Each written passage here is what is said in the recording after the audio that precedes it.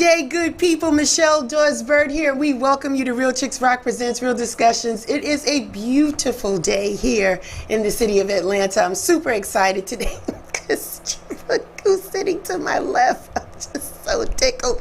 But listen, I want to welcome all the new people that are checking this out and listening to us for the first time. Let me give you a little background about what Real Chicks Rock is all about. We're all about creatively collaborating and connecting to raise awareness regarding issues that impact us as women. And we do it by way of community service, public speaking, mentoring, and the arts. And we have been doing this particular platform. This is our 7th season. Yeah, we've been doing this since April 2016. Even through the pandemic, we were doing remotely. We just had very good conversations and dialogues with various different people. You know, it's all about raising awareness for the community. We talk about, you know, the deficiencies in our school system. We talk to politicians. We talk about financial wellness and mental wellness and anything that we can do to empower ourselves.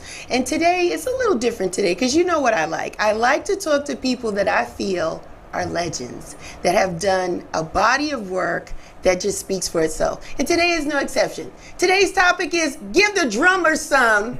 My guest today is Little John Roberts. Hi, John. Hello. How are you? I'm awesome.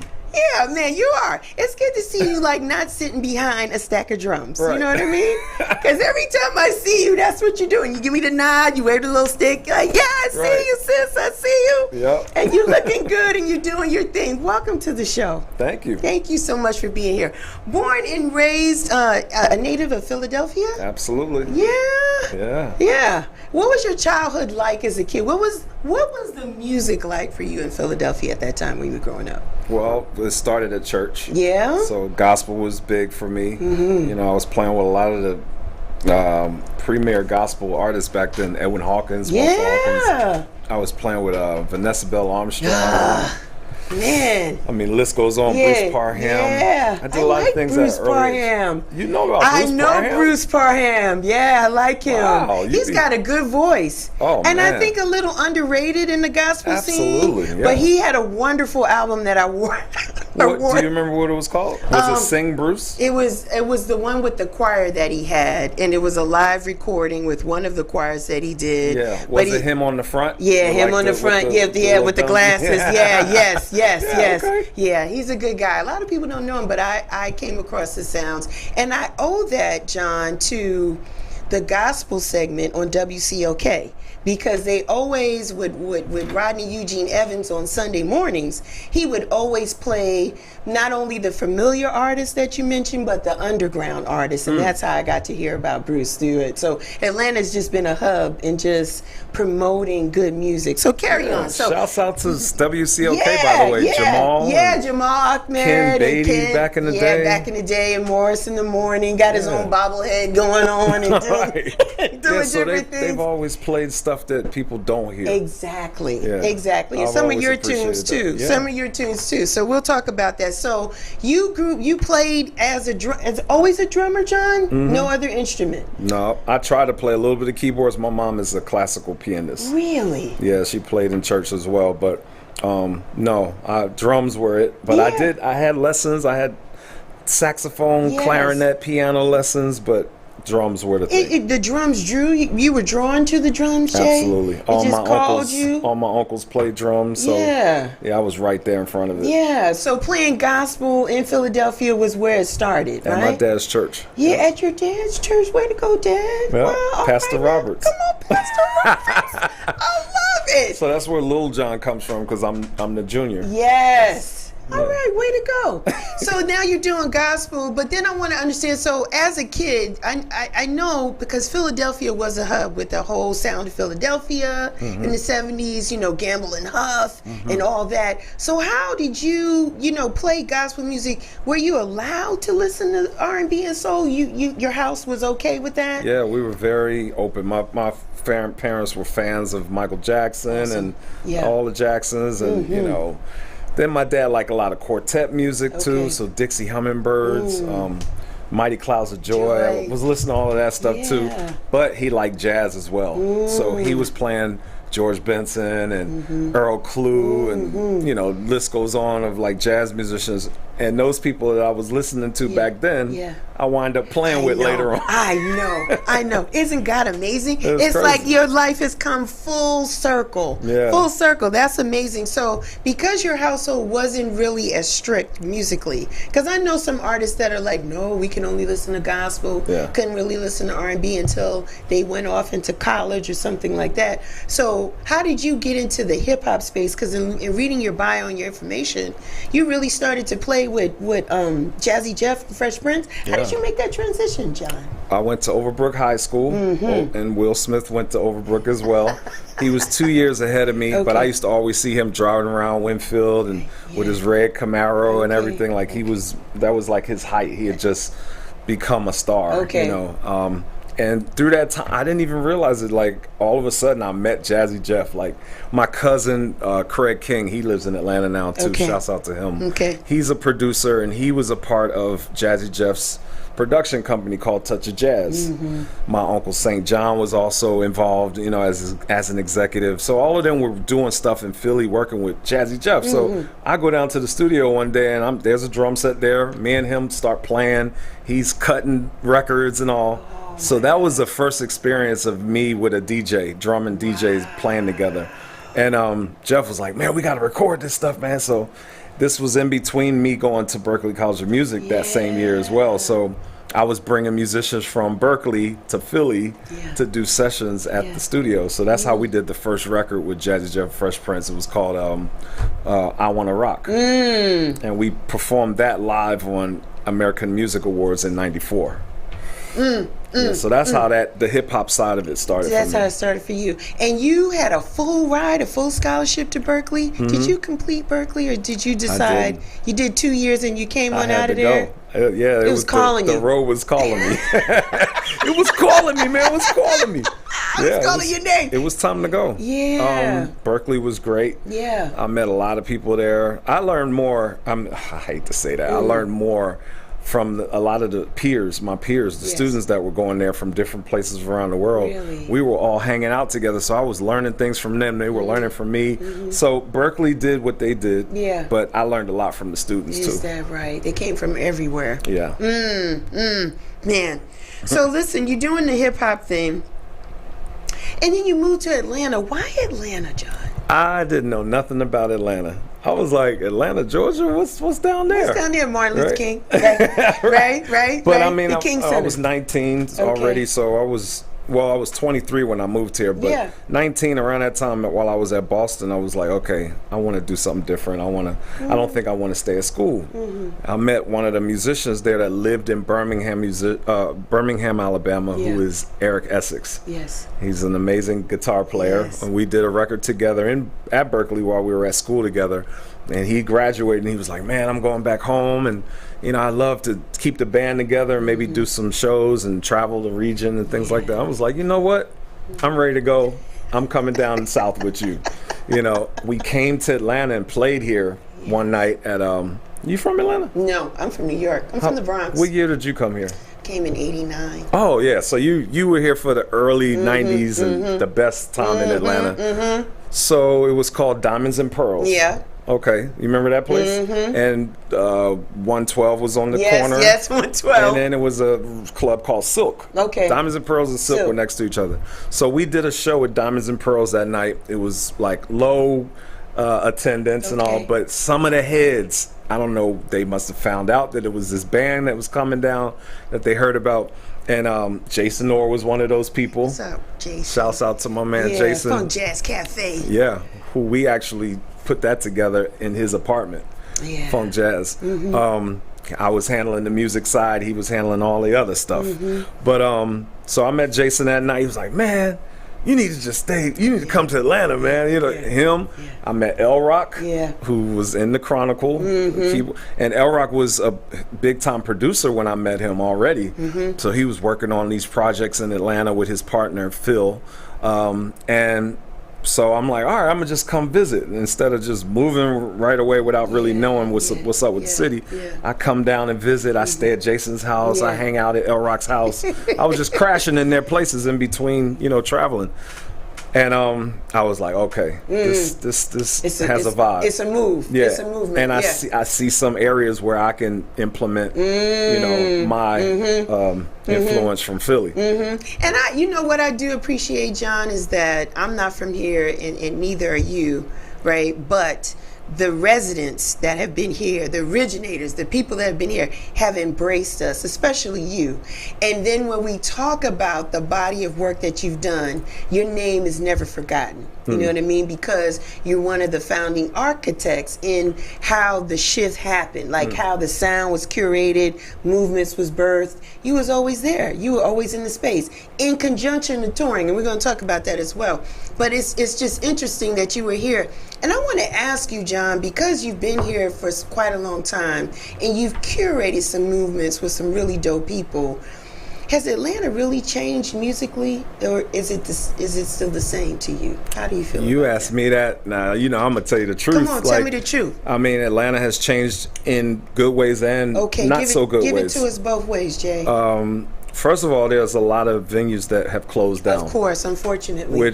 Where those were the homes for a lot of the players in town, either from here originally or from out of town that moved here. Right. So a lot of that messed some things up as far as like the scene was concerned. Because we had Kaya, we had Oxygen, we had Yin Yang, we had Chili Peppers. I mean, we had so many venues here where you could go hear live music. And then those things changed like probably after 2000 maybe. Yeah. So all of the 90s, especially like when I moved here in 94, I think that's when really kind of popped off. Yeah. Freaknik had just started that year, right? Freaknik started in 94. Even though I wasn't a part of that, I saw it from a distance. Sure, John. That's what they all say. They don't want to be in the documentary. No, I was busy playing. Y'all ain't going to see me in none of those documentaries. But I saw it from a distance. I was in the traffic, trying to get off 85, you know. But a lot of things were brewing at that time. Outkast just came out with their first record. Yes. You know, India Arie, you see her walking around the city with her guitar on her back, you know, and with 3 strings on it.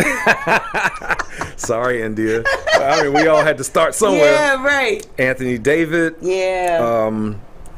Follow for Now, like the rock side with David. Oh my God, David. He plays with John Mayer. Yeah. And he influenced John Mayer a lot. So you had the rock side, Tommy Martin, Trina, 3-5 Human, like so many things. Like it's just in my head, just spinning. I hear you. David Ryan Harris. That's what I was trying to say. So it was just so many things going on here, and it was places for these people to play. So and earn a living, right? And then by 2000, things started shifting, and it was turning more into a club type city, and you know, crunk music had. Took a a big thing with Bone Crusher and Lil Jon and everybody.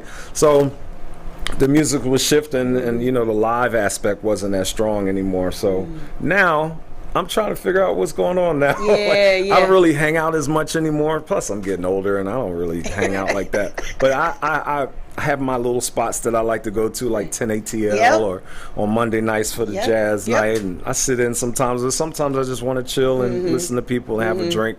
But yeah, Churchill Grounds was here back then. I remember that too. I was just thinking about them, and they're gone, aren't they? But Sam Yee is opening a new Churchill Grounds soon. Okay, good. Just Jazz was here back then. Johnny O'Neill, I used to go see him play every week. You know, just stellar musicians, you know. So we had a plethora of amazing musicians and artists here. Yeah.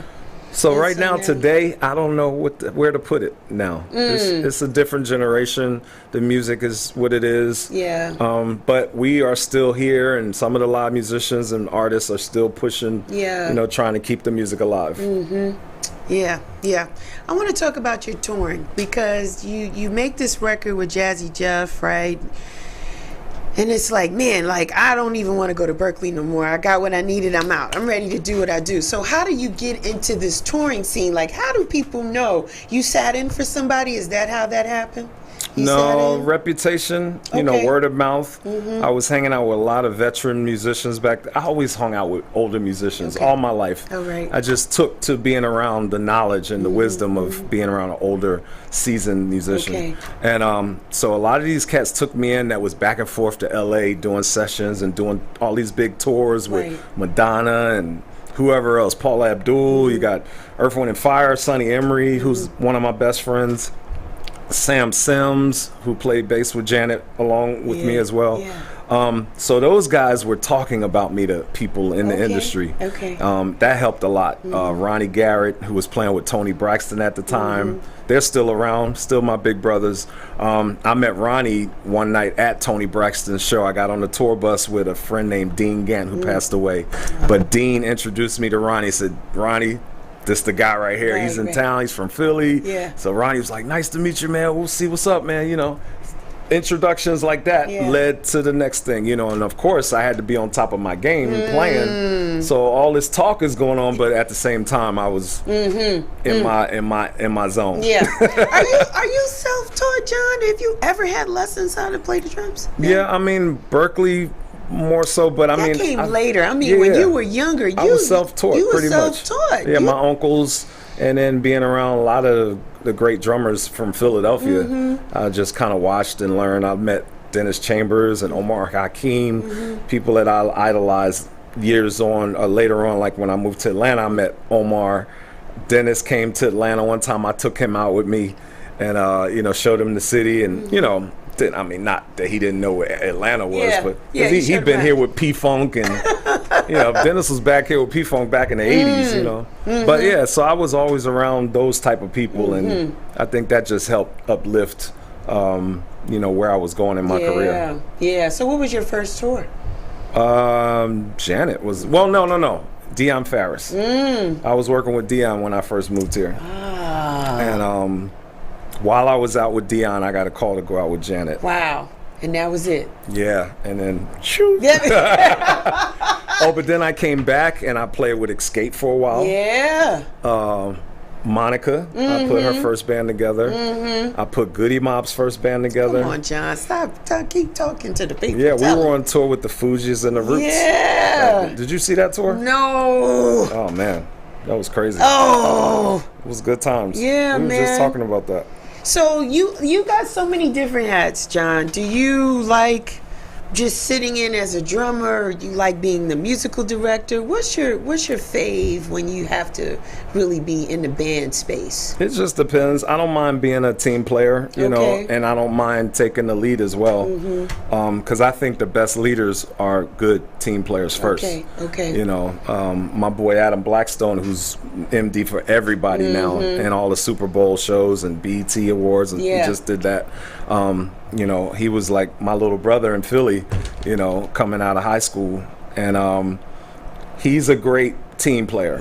You know, for instance, Ricky Minor in LA. Know that name. Ricky called me back to LA like very often, you know, just to fly me in and play on TV shows. And we did some touring with like Jamie Foxx and people like that. But Ricky is also like team player. Like, even though he has that position, even though Adam has that position, we're still one together. We're all kind of, you know, we're treated equally together. I've seen you. I can never tell your role because you're the same all the time. You know, I seen Rashawn Patterson when he was here. That was a great show at City Winery. And I didn't know if you were the musical director, if you were just the guy playing the drums, but it sounded really great. Thank you. A great That's show. My boy, Rashawn. Isn't he beautiful? He's great. I love that dude. Shout out to Rashawn Patterson. He's a beautiful dude. We just did 2 shows together recently. We played here, Stockbridge, recently. It was raining, actually, and the rain held out a little bit while we were doing our set, and then we went to Detroit and played at Aretha Franklin Amphitheater. Wow. But and we have some shows coming up next month too. But anytime I get to play with Rashawn, it's always a good time. We've been friends for 30 years. Wow. I met him when I was out with George Duke and Rochelle Farrell, and Rashawn was on that tour with us.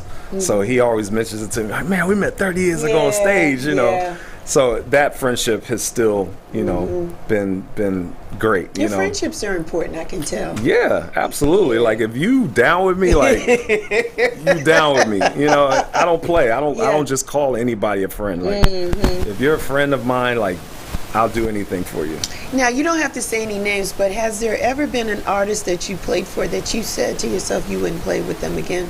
Has that ever happened to you? You don't have to say any names. Yeah. But there's been a few that you've had to say, nope, won't be doing that that person again. Yeah. And it's not that many, you know. Okay, that's a good thing. Yeah. It's not that Most many. of the people I've played with have been a pleasure to work with. Yeah. Yeah. I mean, I came under George Duke's umbrella, so I was playing with Patty Austin and Jeffrey Osborne and what's his name? James Ingram. So many of those people under George's umbrella.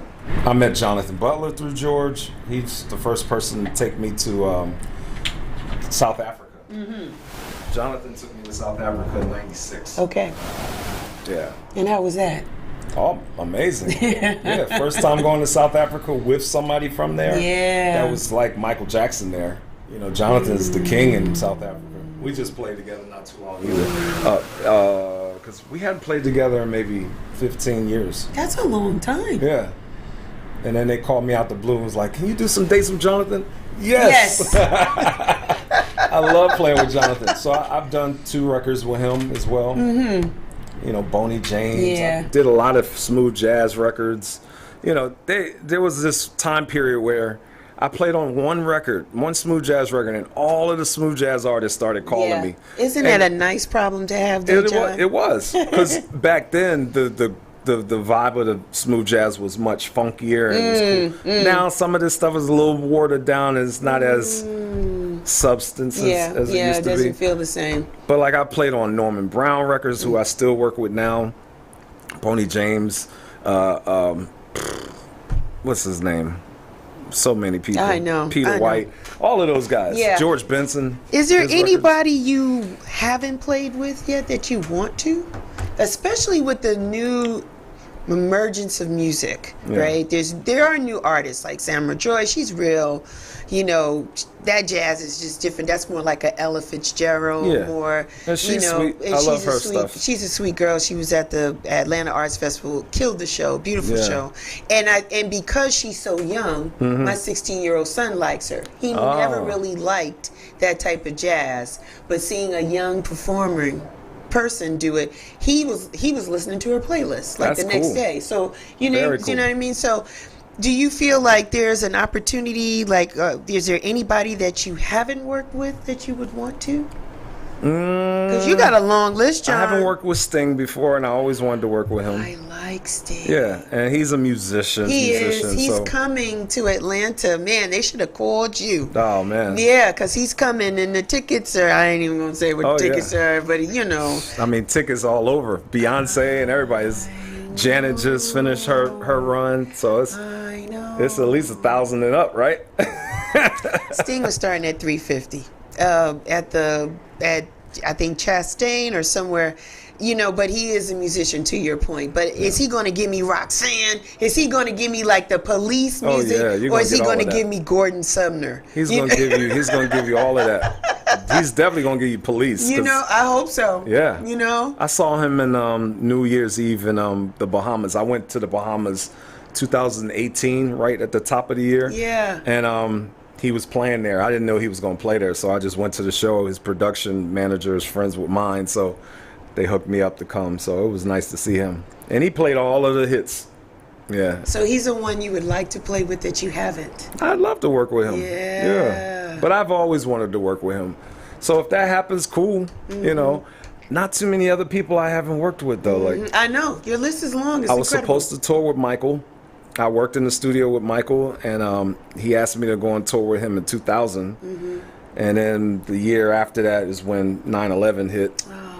So that didn't happen, but I did say no in the beginning. Why? I was working on the Chronicles record. And we were signed to Jermaine Dupri, and I just didn't know then that I could have probably done both things. Yeah. but I'm loyal to a default. Yeah. And I was like, we're working on this record, and they called me like, Michael wants you to come out with him. Can you do it? I'm like. Yeah. Like my band was already feeling some kind of way already because I was in and out of the city, you know. Okay. Like, I see y'all in a month. Yeah, in like 3 weeks. Yeah, and they were like, "Come on, John, what's up? Like, come on, man, we got this record we got to do. Let me give you some air." Right. And how did I know that was difficult. It was challenging for you because you are touring, and you do have this awesome band, the Chronicle Band. Yeah. Like, we love the Chronicle. When y'all get together, like tickets like sell, like. They move, because it's like, man, how often are we going to get to hear you guys play? And you play what you want, you do what you want, however you want. Right. That makes it funky. Yeah. You know what I mean? Yep. Any plans on getting together this year to play with them? No, we've done maybe 2 or 3 reunions already, and we're like, okay, this is it. The Chronicle is over. The Chronicle is over. Yeah, we just wanted to bow out gracefully and let let the other people have it. Just keep what we had as a reputation of what we did for the city. It was awesome. It was an awesome time. I want to talk to you, John, because you are passionate about teaching, helping young musicians. I see you post videos on Facebook where you actually teaching. How has that been for you? Are they receptive in learning? Is there a surgence of young artists that want to be musicians? There's some that give you pushback. Yeah. And those are usually the ones that probably won't make it.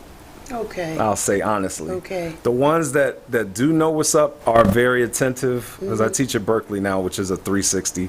Yeah. I'm going into my 3rd year as a professor there. Congratulations. Thank you. And it's been an experience. Yeah. I've learned a lot. I've taught a lot, and I've learned a lot through that time period.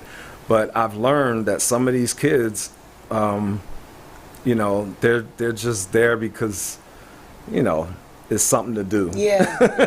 And they're trying it out, and that's fine. They're trying to see where they want to go with their life. But there's those few that stick out to me, and they're amazing. I have one kid, he plays bass, he's in the keys and drums. He's from Jamaica. He's exceptional. Yeah. I've seen some singers that's been in my classes. I'm like, wow, you guys are going to do some things, Wow. So it's a learning process for me too. Yeah. And it's an honor because, for Berkeley to have you come back, even though you didn't finish, but you were a student, they see something in you. And that, I think that's an excellent collaboration, for you to come back and put it, pay it forward, if you will, and teach kids. I enjoy it. Yeah, because, because there's so much microwavable stuff, John. Things are so fast now, and things are, electronic and digital and this. And so you wonder, do people want to go old school, if you will, and pick up an instrument and learn it that way? Yeah. And so it's impressive to know that there is a desire that people really want to connect with music and connect with their instrument and make beautiful sound. Yeah, and it lets you know that there's still hope for the next generation. That's awesome. I mean, you got, I don't want to say kids, but Masego is a young man, but he's helping hold the torch. We're playing saxophone on top of him singing. He has rapping on it. And you have Anderson .Paak.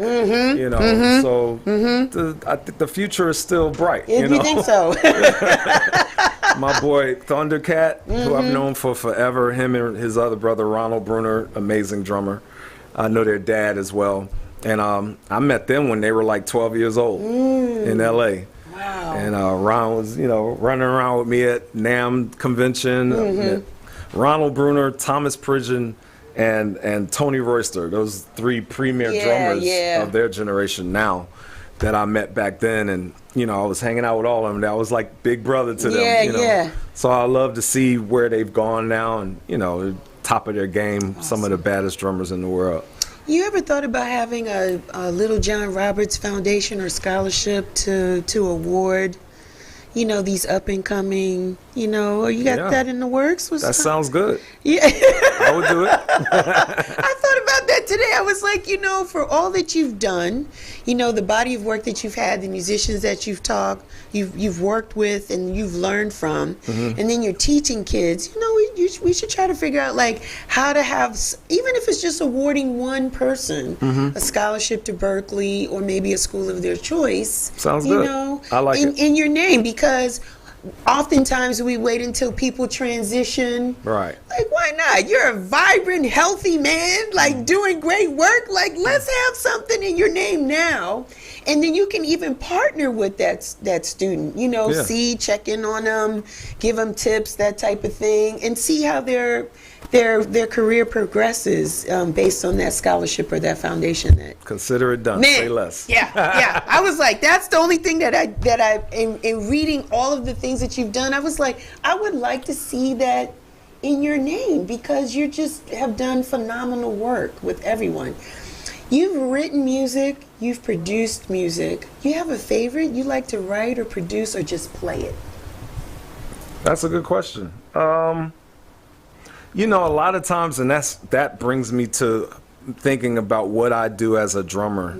Because when I get hired as a drummer, I usually wind up helping create the music too. Because drummers, like, we have a special thing or a special way of dictating how the music is going to turn out. You set naturally. The tone. You set the tone. We set the tone. We set the rhythm, the heartbeat of the whole vibe. We make it loud. We make it soft. So we're basically the music director of the music. So when a drummer is in the studio and he's giving ideas, you're helping write the music. And I do that a lot with, especially people that I'm cool with, my friends that I work with all the time. They know if I come to the studio, they already know, like, we leaving it open for John to say his, give his tips or whatever, or ideas and stuff. So I appreciate that respect, because not everybody is cool with that. Right. Some sessions I don't say nothing. I'm there to play the grooves. Okay, are you good? Are you stiff with it too, Jay, when you do it? No. Like, I got nothing to say. Right. Yeah, I'm beating these drums and that's it.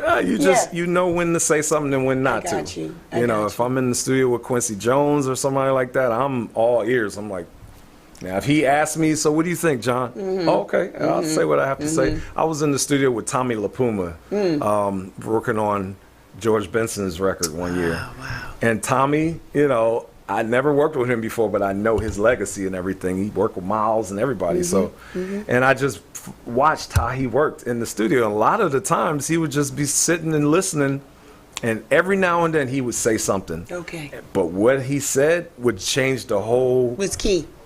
It would set the whole tone of everything. You should do such and such, or try this out like this. And then he'd sit back, take a glass of wine, and watch it happen. And I was like, wow, that's powerful. Yeah. And he'd come to me a few times. He's like, so what do you think about this groove? And I was like, yeah, that's cool. What about this? And he played. I like that. That collaboration and the respect from an OG like him to me was like super cool. Yeah. You've done it all, John. You've done it all. Do you like being in the studio, or you like the live action? Another great question.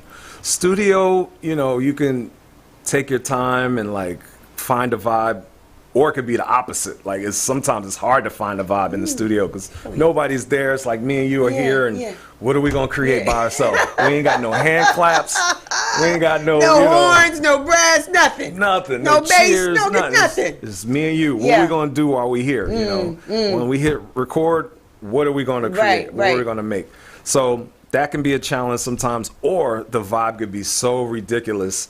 First take or second take is it. We've already gotten what we needed. Yeah. And then there's those times where we're like, okay, let's come back tomorrow and try this again.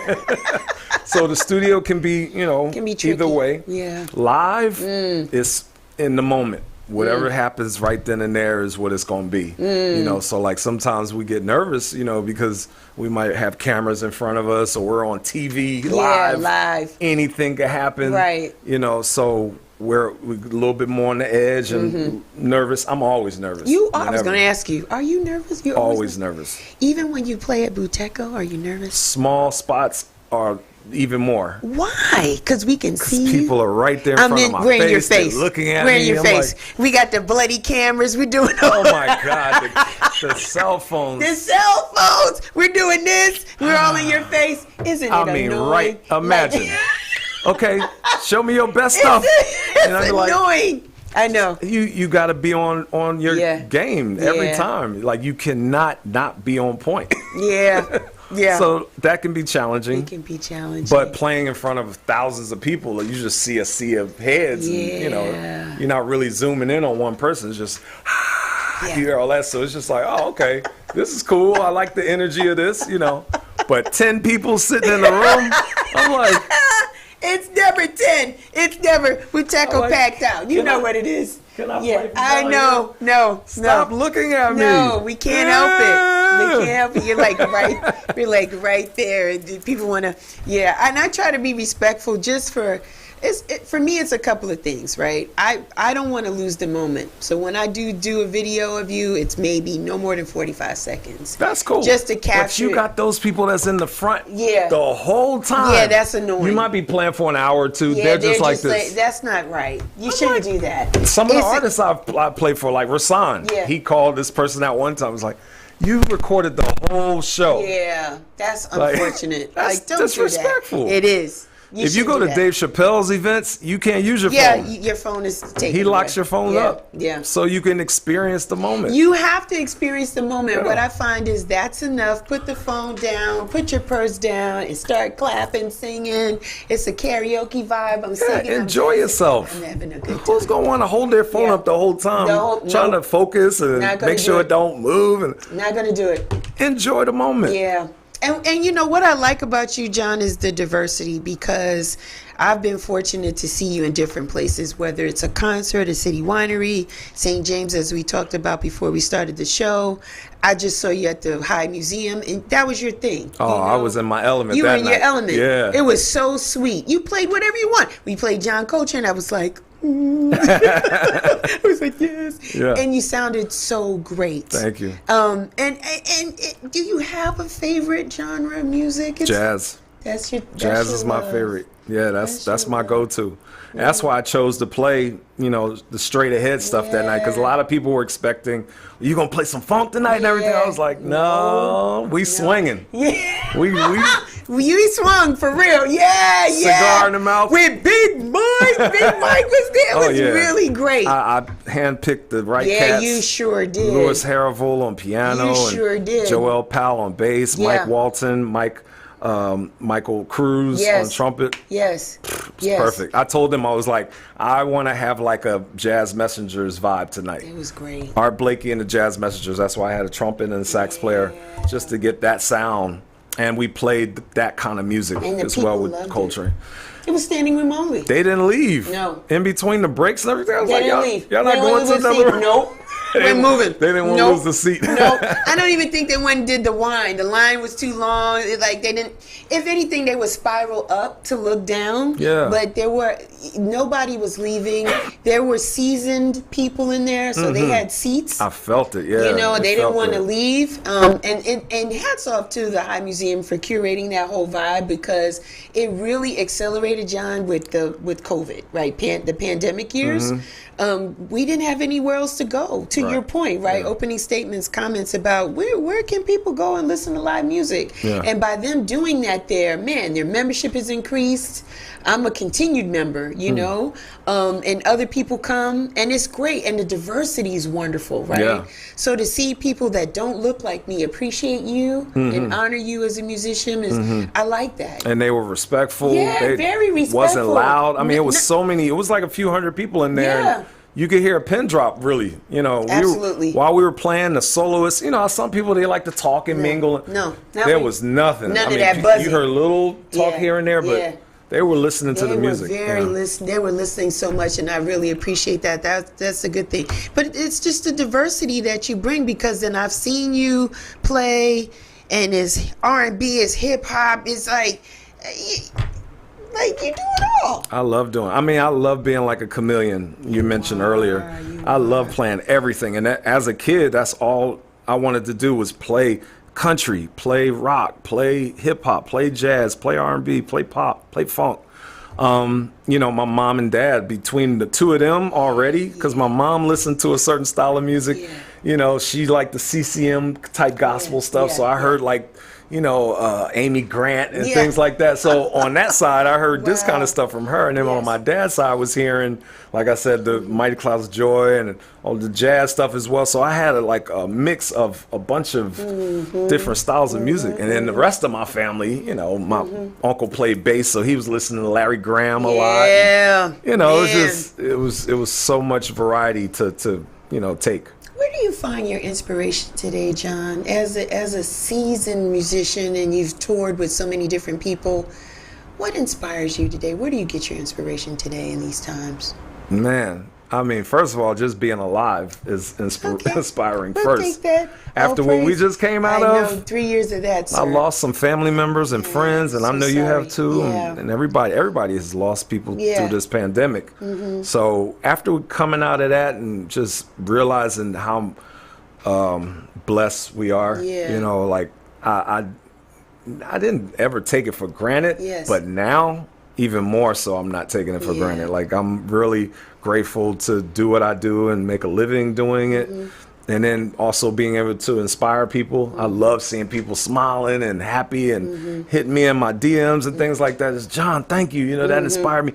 You know, I don't know if you're on my Facebook, I say things. Yeah, I see you. I preach on there. I see you. I see you. I be preaching because, you know, some things don't be right. And I got to say something. Yeah. You know, and I'm not talking down on anybody or anything like that, but I just see things that I feel like need to be discussed and hopefully fixed, you know. Yeah, I follow you on Facebook. You don't have any more rooms for friends on Facebook. So I follow. Yeah, you've hit your max. No, we're going to work that out. Yeah, so I because there's people there that I don't even know. I got to get rid of some of them. You got to get rid of some people. But I will slide in on your IG DM and be like, yeah, man. Absolutely. And I respond to most people. You do. You respond to me and I'm honored. I'm like, he responded to me. And I'm like, yeah, because I come in a space of good intent, you know. And I feel that. Yeah, man. I feel the positive energy. Yeah. When you come say something to me and I might not know who you are or I might know who you are.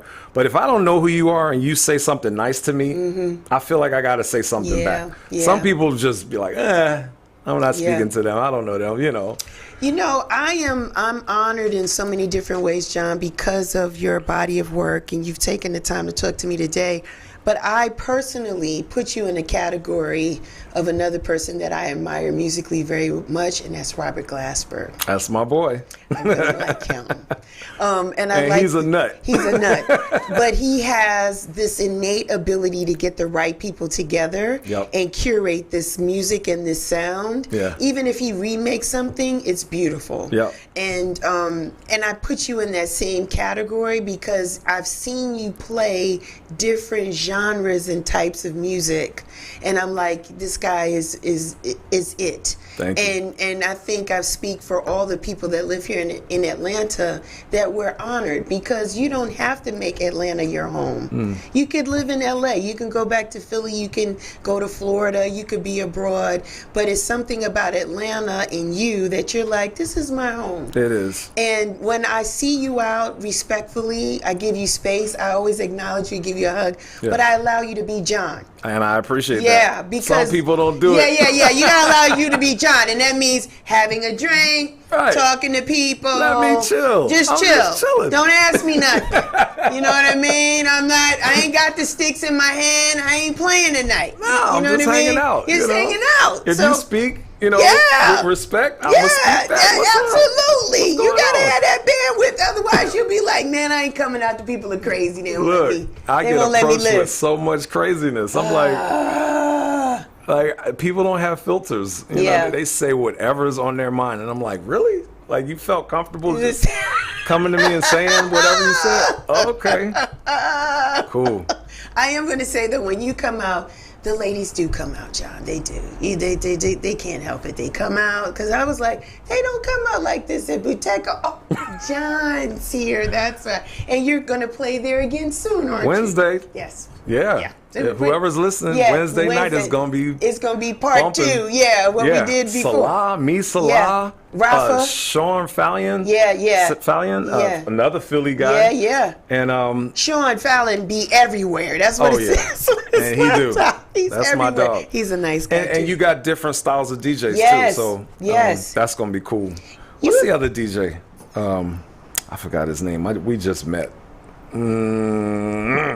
It'll come to you. I hate that I don't have his name. That's on okay. Me, it's okay. He's DJing as well. It'll come to you. Yeah. I want to ask you, because you've done anything, are you going to pursue more like movie scores? Like, is that in you to do? Like, do a whole soundtrack, you know, for a movie or a musical or anything like that? Is that in the horizon for you? I would love to. I've played on movies. Yeah. You know, like the theme songs and stuff. Like I played on Men in Black with Will Smith. Yes, like a Philly thing right there. In Vogue, Don't Let Go for Set It Off. That was nice. Yeah. So I got lucky and got on some really cool movies, but I would love to. Stanley Clark is one of my friends and idols, you know, like I've always looked up to him and we've always been cool. I've always wanted to do something with him, or Marcus Miller, who's also a friend. Yeah. So whenever the time is right, or maybe somebody new that's on the scene that's doing it, I would love to be a part of something like that. And Stanley Clark was just here for the Jazz Festival. Awesome set. Phil Davis played. Phil Davis played. He shouted him out. Yeah. And it was awesome. He was like, Phil, you know, Atlanta's own, you know, he's giving him the love. Phil is a beast. Yeah, he's a beast. Yeah, he really is. Well, does Atlanta know what they have? Yeah. Do they really know? I do. Y'all got some There's a few of us that do. And that's why, again, it's an honor to have you here today, because it's a melting pot. Like Phil Davis, it's you, it's Rhonda Thomas, it's all these, it's like, oh my God, Deion Ferris, it's all of these people that are like, Atlanta's my home. Floating around the city. Yeah, just at any point can be sitting in a corner somewhere chilling, like just doing nothing. Just being themselves. Just being. And then turn around, Russell Gunn, and just, you know, he had an awesome performance at the Woodruff Arts. Oh my gosh. We played on the Crunk Jazz records and stuff. So Roy, I mean, I'm thinking of Roy, but Russell, who is Roy as well, Hargrove, those two guys, those are the premier trumpet players of the world. You know, Nicholas Payton, he came down and played with us here. We did a record with him. We played at the Velvet Note together. Yeah, that's the only place I have not been. Oh yeah, Velvet Note is cool. I need to go. I know I know I got to pack a lunch. Go up there because it's up and it's up. It's a hike. It's up and up. It's a vibe. I mean, it only holds 60 people, but know. It's a vibe. I know. You go out there with your girlfriend or a date or whatever like that, and have a good time. Because I like vibes. I do. It's definitely a vibe. I like a big thing. I like small, intimate things. I like where you as a musician are comfortable. You take requests or you hear what we're saying and you're like, I heard that. You turn and you start playing that. Yeah, it's intimate. I like the intimate, you know, setting of it, because I think you get to know the people who love you or love your music, right? Because we don't know you, but we feel like we have a connection based on how you play. Right. And the fact that you never come stale. You know what I mean? You always come fresh, ready to give us. Oh, I'm going to sweat. I'm going to sweat if it's 60 or 60,000. Yeah, we like that. Yeah. Like, once I start playing, I forget about how many people are in the audience. Yeah, okay. You know? Okay. I'm going to be the same person wherever I go. How much more is in you, John? Like, you're going to play until whenever, until you just get tired? You're going to retire them sticks? Or? Well, look, I look at Roy Haynes, and he's 90-something now. And he's still picking up sticks and swinging.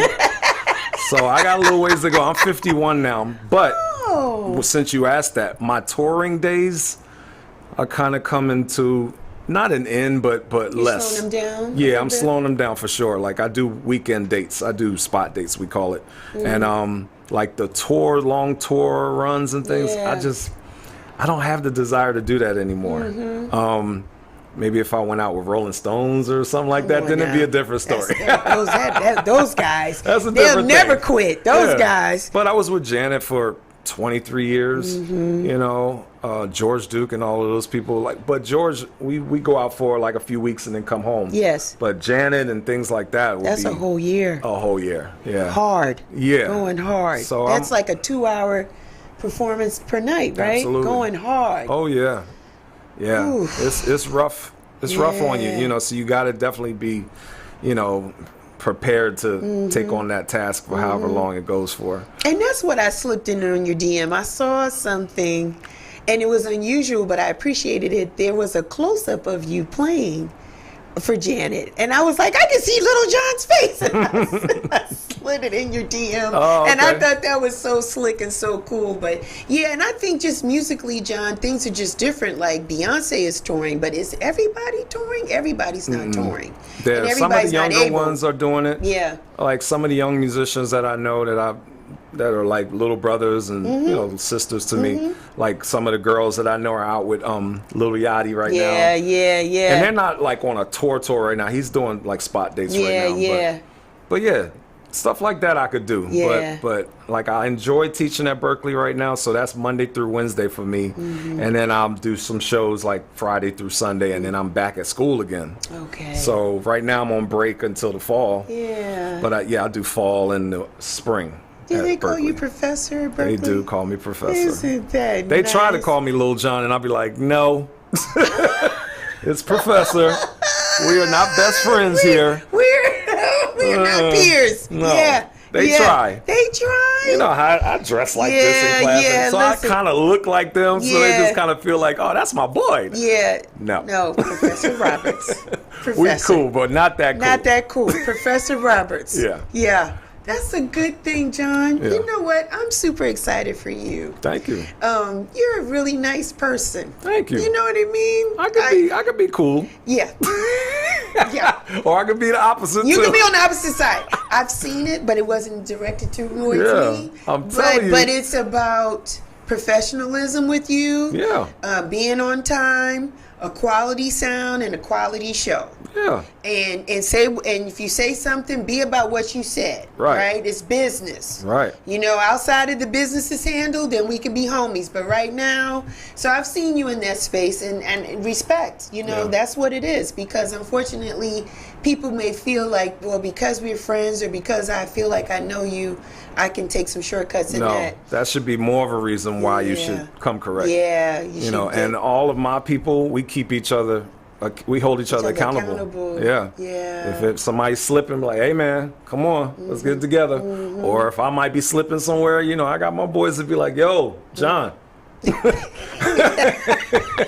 What is we doing? None of us are perfect, so you know, every now and then we have to say something to each other, but it's cool.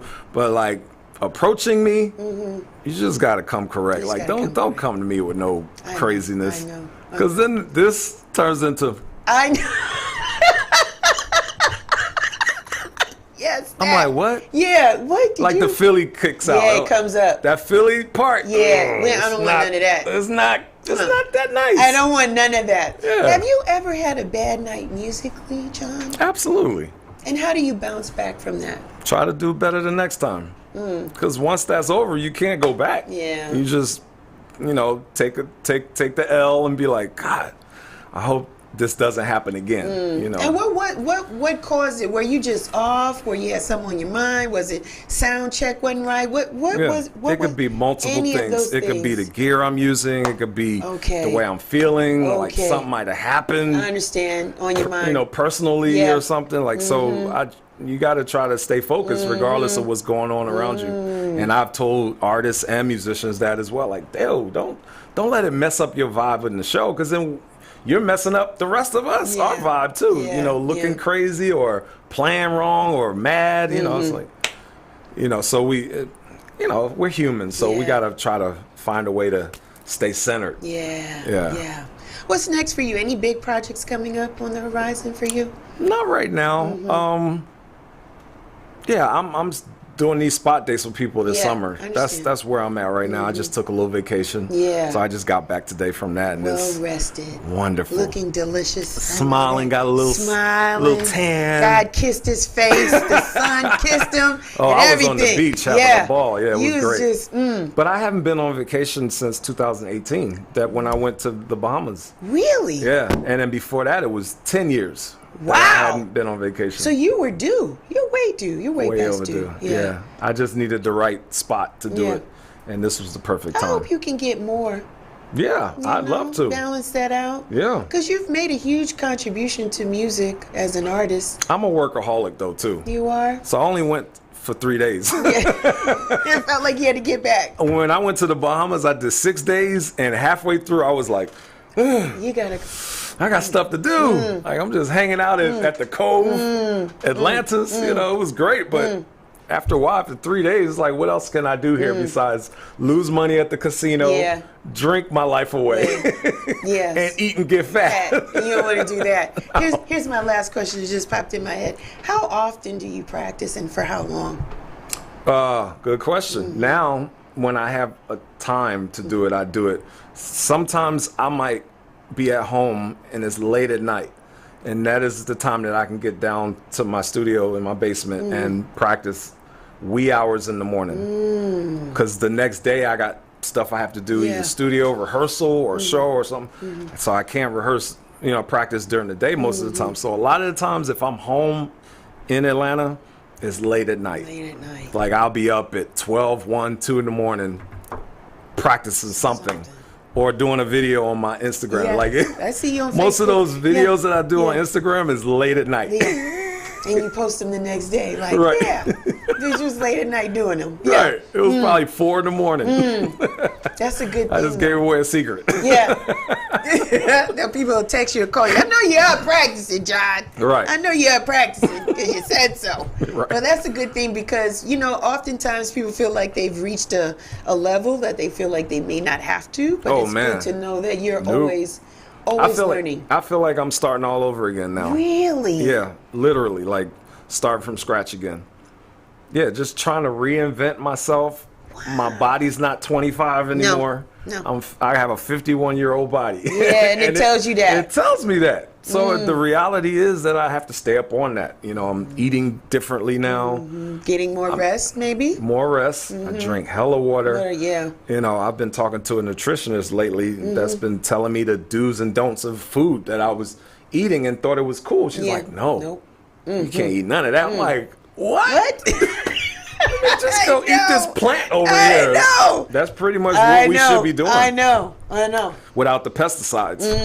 That's the other thing. Yeah, it's so hard to get around. It's hard. And when you're traveling, it's hard to eat on the road. Worse. Like, I'm trying to find a Whole Foods or something like that, everywhere we go. Food. I'm eating salads. Like, I had an episode a few weeks ago. If you saw it on my Facebook, I had some veggie meatloaf from a catering at a show that I did. I was fine up until I ate the food. Time to hit the stage. I get on the stage, the lights come on. I'm holding a note before the artist comes out, and I'm like, something feels weird. My stomach is going boom. Oh. So I spit up on stage while I was playing. Yeah, this has never happened to me before. In the middle of the show, I was like, gee. And so the crew saw what was happening. They came and aided me. They gave me like a bucket and all this kind of stuff, water and everything to try to make me feel better. It was rough. I got through the show after I'd already spilled my guts out, literally. But yeah, after that night, I was like, okay, I really got to watch what I eat. Yeah, Can't whoever's eat from everybody's preparing. Table, yeah, like it could have been sitting for a long time because it was for the artists, at the show. So now I really have to pay attention to the food I'm eating. Yeah. Well, we're glad you're okay. Yeah, me too. I was messed up that whole week. Well, you're looking good now. You needed that Thank little God. rest. My eye was red. Oh, my God. I bust a vessel up here just from all of that. No more of that. Yeah, we don't need that. So, John, where can the people find you? Well, Wednesday, y'all can come to Buteco if you're in Atlanta.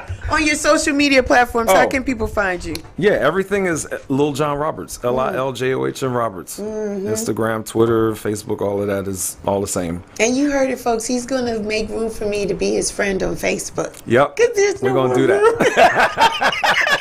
There's no more room for me. We're going to get rid of some of that dead weight. Yeah. Let some positivity come on in there. Absolutely. And it's always good to see you. And you always have this bright, shining light that follows you. Thank you, John. And just good energy. And you're the type of people that I love running into in public. And I'm like, Hey, I feel up? that. I feel that love. It's always been that way, so I appreciate that. Thank you so much. Again, it was an honor to have you today.